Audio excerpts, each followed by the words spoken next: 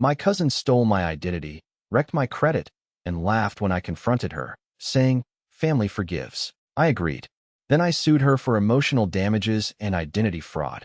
The day before her mortgage was approved, she said, "Family forgives," after stealing my identity and trashing my credit, then showed up at my job like I was the problem. But what if family remembers and fights back harder than she ever saw coming? My name's Drew. I'm 32, male, live in a suburb outside Dallas, and I used to believe family meant something. Loyalty, shared history, blood bonds, that kind of thing. I held on to that belief like a damn idiot while my cousin Brianna was quietly draining my life dry with a smile on her face and my name on every credit card she opened. She and I grew up together. Brianna, 34, female, my mom's niece, and for most of our lives, my best friend. She was that cousin who practically lived at your house growing up. Every sleepover, every summer trip, every time her mom and dad were screaming again, she was with us. My parents treated her like a second daughter. I shared everything with her. Video games, secrets, even my college textbooks when she tried community college for a semester. She dropped out, said school wasn't for her, said she wanted to build something herself. I used to admire that about her. The hustle, the ambition. She always had a new scheme, selling handmade candles, reselling thrift store vintage, dog sitting for rich people in the city. None of it lasted, but she always made it sound like the next thing was going to be the one. I had a steady job doing IT support for a local hospital chain, nothing flashy, but reliable. Brianna would tease me for being corporate, but whenever her rent was late or her phone got shut off, guess who she called? And I always answered, because we were family, because she used to sneak extra cookies for me when we were kids and make me playlists when I got dumped in high school, because I thought she'd do the same for me if I ever needed it. I didn't realize something was wrong until about 9 months ago when I went to apply for a car loan. My old Accord was finally giving out, and I wanted something newer, maybe a small SUV. Nothing extravagant, but when the dealer ran my credit, he got this look on his face like I'd just spit on his shoes. He handed me the printout like it was radioactive. For credit cards in default, a closed checking account with overdraft fees in the thousands. 2 missed payments on a store credit account I didn't even recognize. My credit score was lower than it had ever been in my life, just shy of 500. I thought it had to be a mistake, some clerical error, maybe identity theft, the real kind, from strangers in Russia or something. But then I saw one of the account names, Brianna L., my last name. I felt it in my stomach first, like I'd swallowed a rock. I confronted her at her apartment. She opened the door barefoot, wearing one of my old college hoodies, the same one she borrowed years ago and never returned. Her nails were perfect, her lashes done. Her phone looked newer than mine.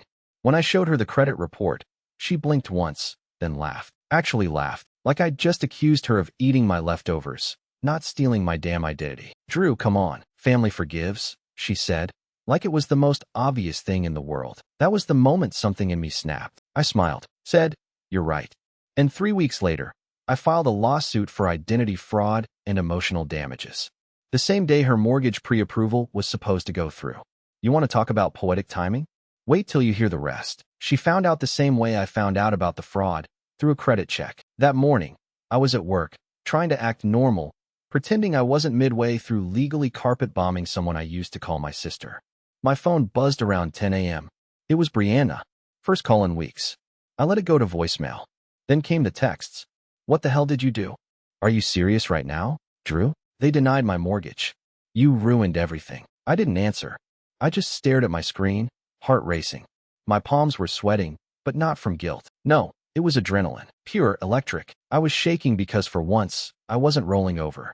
I wasn't being the nice cousin, the understanding pushover, the guy who fixes everyone's messes. I was the hurricane this time.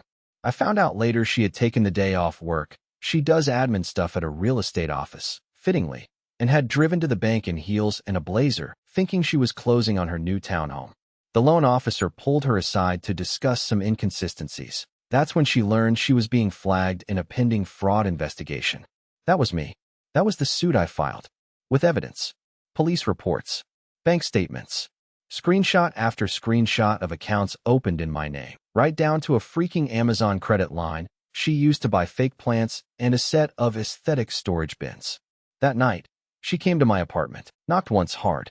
I opened the door, and there she was. Hair a mess, mascara smudged, not crying but shaking with fury. "You're seriously doing this to me?" she hissed. After everything I've been through, I didn't say a word. I had my phone recording in my pocket. Texas is a one-party consent state, and I wasn't stupid. You know how hard I've worked to get out of that crappy apartment? She said, voice rising. I had plans. Real plans.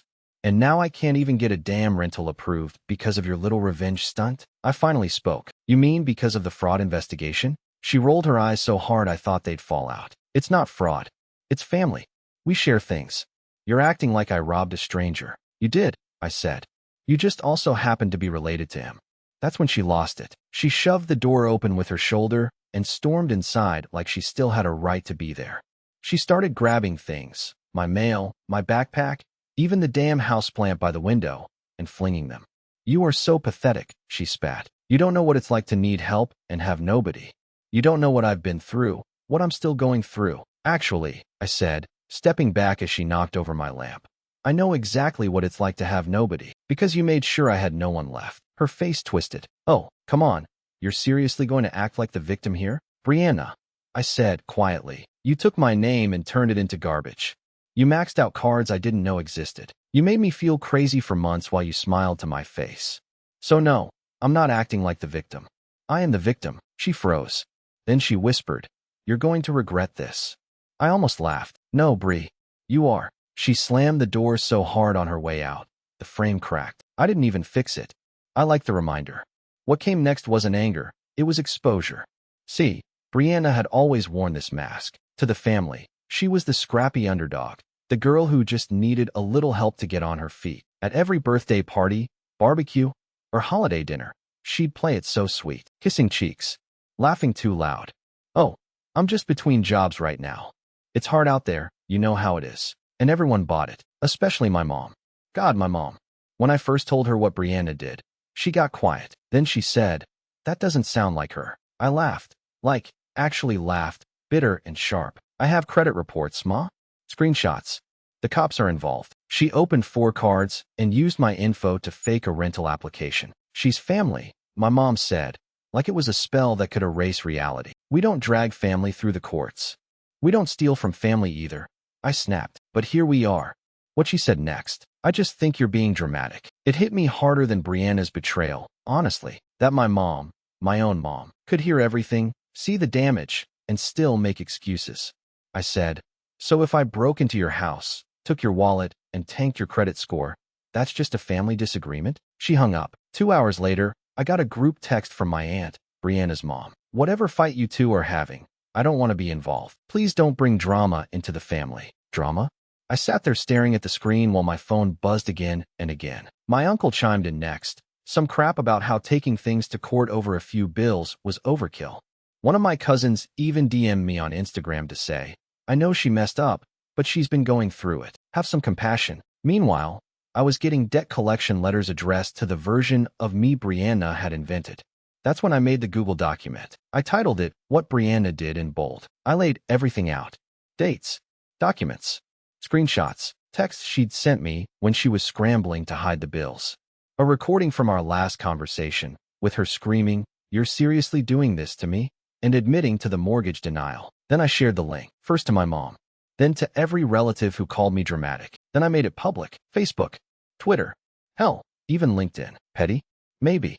But I'd spent months being gaslit, called overreactive, treated like the villain for protecting myself. I wanted the truth to sit there in black and white, impossible to ignore.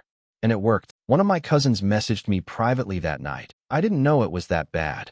She said it was just one credit card. I'm sorry, but not everyone backed down. Brianna, of course, lost her mind. She messaged me from a burner number. Take that post down.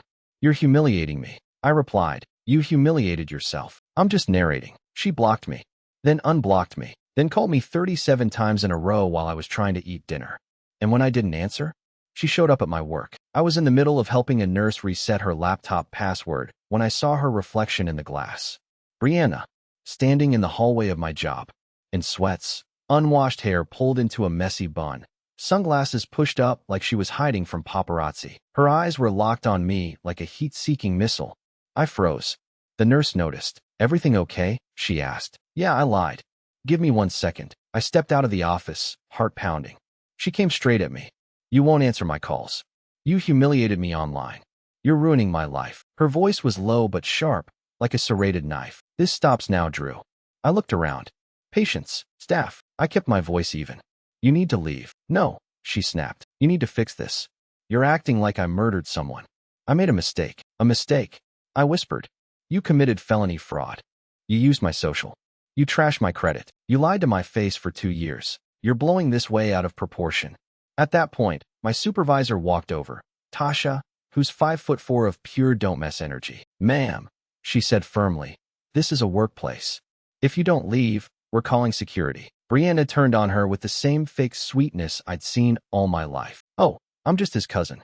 We're just talking. Tasha cut her off. And now you're trespassing. Go. I swear. I saw Brianna's whole face shift, like a mask sliding off. She stormed out, knocking over a coffee stand on her way. The crash echoed down the hall. Later that night, I found a voicemail from her. Crying. Not the angry kind, full-on sobbing. Slurred speech. Talking about how I'd destroyed her future and turned the whole family against her. Then, you want revenge? Fine. I hope you're happy. But don't come crying when you realize you have no one left either. Click. I sat there in my dark kitchen, phone in one hand, takeout I couldn't eat in the other. Just hollow. Because part of me did wonder if I'd gone too far. Not because she didn't deserve it, but because of what I'd lost. I didn't just lose a cousin. I lost half my childhood. I lost family gatherings that didn't feel like war zones. I lost the illusion that someone could betray you that deeply and still be forgiven just because they share your blood. But then came the letter. Certified mail. Real official looking. From her lawyer. Except it wasn't what I thought. It wasn't a cease and desist. It wasn't a threat to sue me for defamation. It was a settlement offer. Her lawyer was trying to preemptively settle the lawsuit. They wanted to avoid a court hearing. Offered me $18,000 in emotional restitution and an apology letter, contingent on me dropping the fraud charges. I read the letter 5 times. That number, $18,000, was burned into my brain. Not because I wanted the money, but because it told me something very, very important. Brianna was scared. And that was when I started planning something better than court. Something permanent. Update 1. First off, thanks to everyone who commented, messaged, or shared their own identity theft horror stories. I had no idea how common this kind of betrayal was. Some of you even sent me resources I hadn't considered. Legal templates, emotional support groups, even a podcast episode where a woman did something very similar to what I'm doing now. Reddit. Y'all are dark, hilarious, and terrifying. I love it. Quick shout out to the person who said, burn her life down and salt the earth so nothing grows. You okay? But also noted. Now, let me address a few things real quick before I get to the next part. Yes, I'm still suing. That's not changing. No, I'm not taking the $18,000 settlement. That offer was hush money wrapped in a panic attack. I want her scared, not comfortable. No, I don't feel bad about ruining her future. She had no issue wrecking mine when it meant shopping at West Elm with my stolen credit and making IG reels about manifesting abundance. She manifested my debt. So no tears left. Now for the fun part. After that settlement offer came in, I got in touch with a friend of mine, Maya. She's a journalist who used to run a local consumer protection segment for one of the TV stations here. We go way back to college. I didn't name Brianna directly, but I told her I was working on a piece about personal financial sabotage through family identity theft. Gave her my own story. All verified. All documented. Maya asked if I'd go on record anonymously for now. I agreed. 3 days later, she ran a teaser on her Instagram. How far would you go if your cousin ruined your life? With your name? Full story drops Monday. Brianna saw it. How do I know? Because she called me 9 times that night, then messaged me. You're not really doing this. Drew, please. We can talk. This isn't you. Oh, sweetheart. This is me. Then came the best part. She posted a life update on Facebook the next day. Something about how she was taking a break from social media to focus on healing. Told everyone to respect her privacy during this difficult time. But she didn't disable comments. And someone, probably one of my internet-savvy cousins, linked Maya's teaser underneath it. That's when the sharks came. Old friends started asking questions. Former co-workers commented with things like, oh wow, that explains a lot. Even her ex, not the recent one, but the one from her Etsy candle phase, dropped a subtle, sometimes karma burns brighter than lavender soy. She deleted the post within the hour, blocked half the family, left the family group chat. But me? I was just getting started. The court date's not for another 6 weeks. But I've got something lined up before that. Something she'll never see coming. You ever watch someone unravel in slow motion? Like a knit sweater catching on a nail, and every step they take just pulls more thread until they're standing there, exposed, holding the yarn, and still insisting it's fashion? That was Brianna, and I was the nail. So remember how I said I didn't want just court? I wanted permanent. I meant that. After Maya's teaser went semi-viral, small local stuff, but enough, I started thinking bigger. Because yeah, court would get me some closure and hopefully some money, but I wanted her known. I wanted her name to trigger awkward silences at brunch. I wanted her to look over her shoulder every time she applied for a loan, wondering who still remembered. So I got strategic. First, I filed a formal complaint with her employer. The real estate office where she did admin work. Yeah, that gig required a license. You know what doesn't mix with a pending fraud case? A license that depends on a clean moral character clause. I submitted everything. The screenshots, the credit reports, even her audio admitting to borrowing my identity. I sent it with a very calm, very lawyer-reviewed letter requesting an internal investigation into her conduct, especially regarding data security. You know, since she handled sensitive client documents. Like mortgages. 3 days later, she was suspended pending review. A week after that, fired. Officially. Second, I reported the fraud to every major credit agency and attached police documentation. That triggered an alert on her accounts. Because, surprise, she'd used her own address and phone number on half the fake applications. Sloppy thief, classic narcissist. That flag ruined 2 of her bank relationships. Her own personal checking account got frozen pending verification. Her Venmo? Locked. PayPal? Under review. She was texting people from her sister's number asking to borrow cash, just for a few days. Third, this one was for me. She loved to brag about being a speaker for women's empowerment panels. Real boss babe energy. You know the type. Selfies with ring lights and captions like, build your brand, protect your peace, drink water. So I sent a dossier to 3 of the upcoming events she was listed on. Not anonymously. With my name and case number. All 3 removed her from the website within 48 hours. One even emailed me back. Thank you for bringing this to our attention. We take ethics seriously. But the cherry on top? I waited until her birthday. It was the day she always went all out. Had this tradition of throwing a themed party.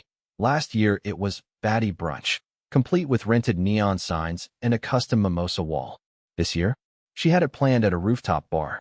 Sent out digital invites a month early. I know because someone forwarded me one. Thanks, anonymous cousin. You're the real MVP. I waited until the night before her party to post a public update on Maya's article, under my real name. Detailed, honest, calm. Tag the venue. Tag the vendors. Tag the DJ. Throwing a fraud-themed birthday party, huh? Just wondering if the drinks are paid for with someone else's name, too. That post exploded. By noon the next day, the venue had backed out. DJ canceled. Her party planner ghosted her. I heard from someone who was invited that she showed up in full glam, found the place dark and empty, and broke down crying in the parking garage. A mascara waterfall on concrete. That's when I knew. I didn't just burn the bridge. I sank the island she built it on. She disappeared after that. No social media. No texts. No screaming voicemails. Nothing. It was eerie, honestly. For someone who once posted boomerangs of her oat milk lattes like they were life events. Going full radio silence was the loudest scream she could have made. I half expected her to show up at my door again. Maybe with tears. Maybe with a bat. With Brianna, you never knew which version of her was going to walk in. But she didn't come. Her mom did, though. My Aunt Lydia. I hadn't seen her in months. She knocked one Saturday morning like it was a casual visit. Hair curled, pearls on. That, I'm not here to fight, smile she wore when she absolutely was. I didn't invite her in. Just stepped onto the porch and shut the door behind me. She opened with, Drew, I think it's time we talk like adults. I laughed. Couldn't help it. Adults don't steal identities, Lydia. Her face twitched. She made a mistake. A bad one. But this public vendetta? The article? The lawsuit? That's not justice. That's humiliation. She humiliated me. She destroyed my credit. My job had to run a second background check just to keep me on payroll. Do you even get how close I came to losing everything? She crossed her arms. She's in therapy. She's not eating.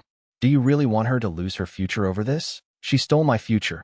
I snapped. My credit's wrecked. My lease renewal got denied. You want to talk about consequences? She's finally getting some. Lydia's voice dropped. You don't do this to family. I stepped closer. Then why did she? She didn't answer. Just stared at me like I'd slapped her. And that's when I saw it. The fear. Not for Brianna. Not for what I'd do next. But for the realization that this wasn't going away. That this wasn't some family fight she could smooth over with casseroles and fake apologies. This was war. And I'd already won most of the battles. She left without saying goodbye. 2 days later, I got a court notification.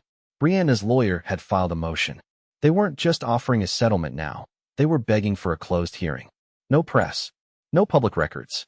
The motion claimed emotional distress from public harassment, that I was damaging her reputation intentionally, that I'd weaponized social media in a targeted campaign, which was technically true. But here's the kicker. In trying to shield herself, she'd just confirmed everything. In writing. Under oath. So I filed a response with my lawyer. We declined the closed hearing.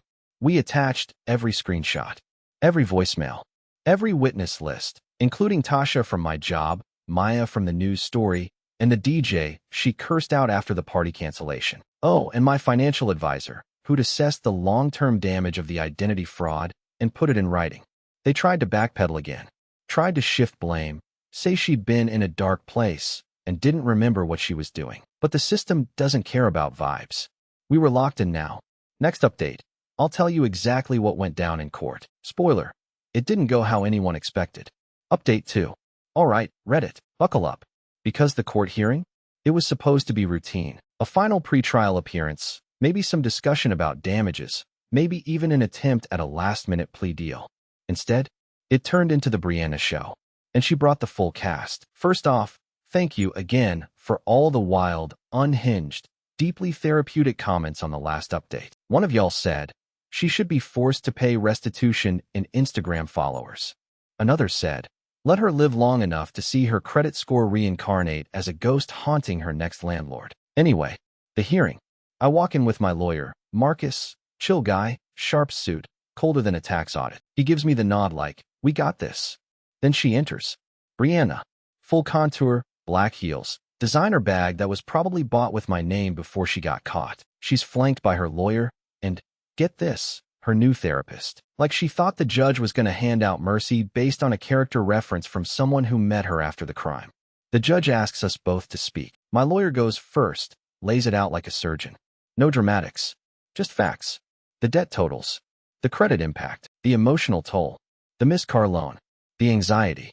The recorded confrontation. The family forgives quote. The cherry on top? A printed version of her now-deleted healing journey post from Instagram, where she vaguely admitted to hurting someone close to her and hoping the universe restores what's been lost. Then Brianna's lawyer stands up like he's about to deliver a TED Talk on trauma. He starts with, my client is a young woman who made mistakes under extreme psychological distress. Y'all, Brianna looked sad. Like Oscar nomination sad. Bottom lip trembling, fingers fidgeting. I almost clapped, except I remembered I wasn't in a play. I was in the room she tried to burn me down in. They tried every excuse. Claimed she was undiagnosed bipolar at the time, that she never intended to cause harm, that she only used his information because she trusted him. Trusted me? Like I was the bank. Then she stood up herself, without being asked, and this is where it really went off the rails. She turned to me, full tears now, and said, you were my best friend, Drew. I thought we were closer than this. I never thought you'd be so cruel. This could have stayed between us. The judge cut her off, told her this wasn't a therapy session. But not before I saw it. The shift in her eyes. She still didn't get it. She still thought this was about me hurting her. Verdict's not finalized yet. We're waiting for a formal ruling on damages. But the judge told her point blank, there is compelling evidence of deliberate identity fraud. Regardless of familial relationship, this is a criminal matter. Expect sentencing recommendations soon. She paled. I walked out into the sunlight feeling like I could finally breathe for the first time in almost a year. I'm not done. There's one last twist I haven't told you yet. One more thing I've been holding on to, waiting for the right moment to drop it. That moment's coming. Here's the part no one knows, not even my lawyer. Not until now.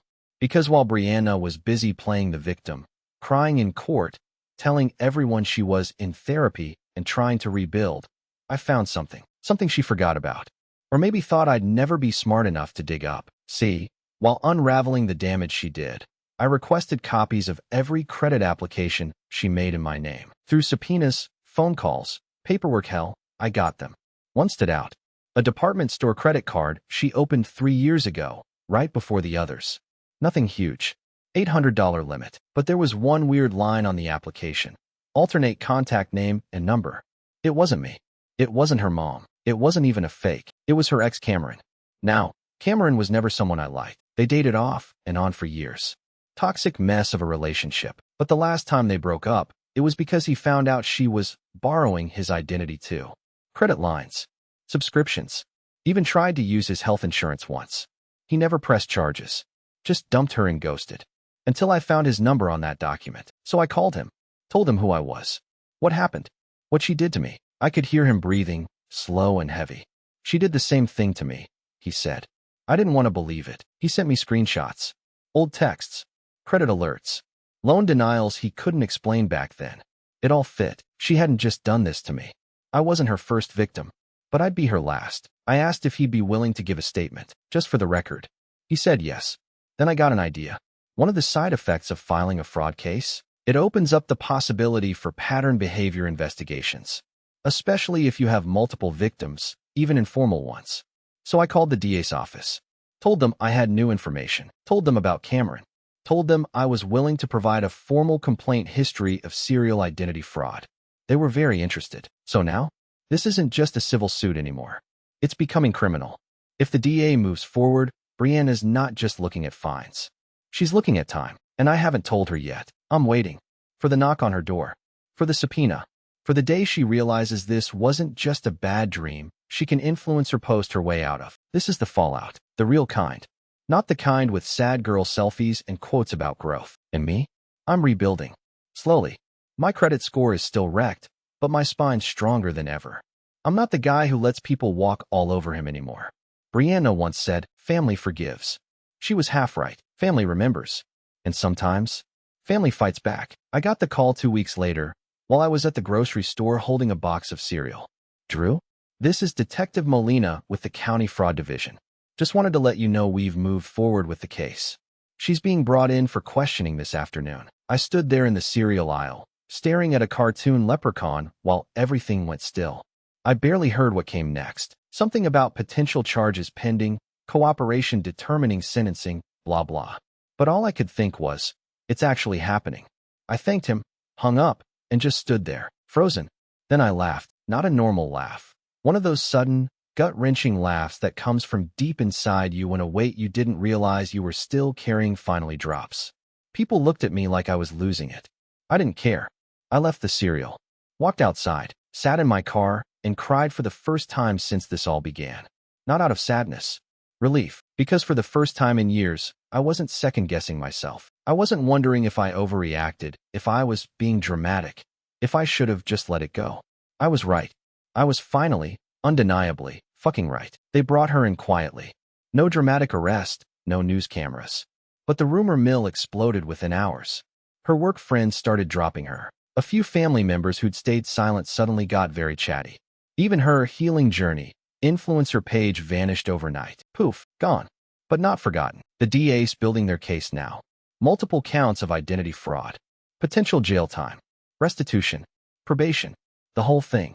I'm still pursuing my civil suit too, because every debt she left in my name still lives on my report like a scar. But I'm not afraid of it anymore. And here's the thing. I went back and forth on whether to end this with something dramatic, some mic drop moment. But the truth is, it's not about revenge anymore. It's about boundaries, consequences, the ability to say, you hurt me, and I didn't let you get away with it. That's the part no one tells you about surviving this kind of betrayal. You never get back what they took. The clean slate, the trust, the memories that aren't soaked in hindsight. But you get something else. You get peace. You get you back. I don't know what's next for Brianna. I don't really care. Let her write apologies in her journal. Let her try to spin it into a redemption arc. That's between her and whatever audience she has left. As for me, I'm paying off the last of the fraudulent debts, fixing my credit, relearning how to trust my instincts again. And next week, I'm taking a trip. First vacation I've had in years. Somewhere quiet, somewhere far. No drama, no family, no fake forgiveness. Just me, and that little voice inside me that finally knows how to say, never again.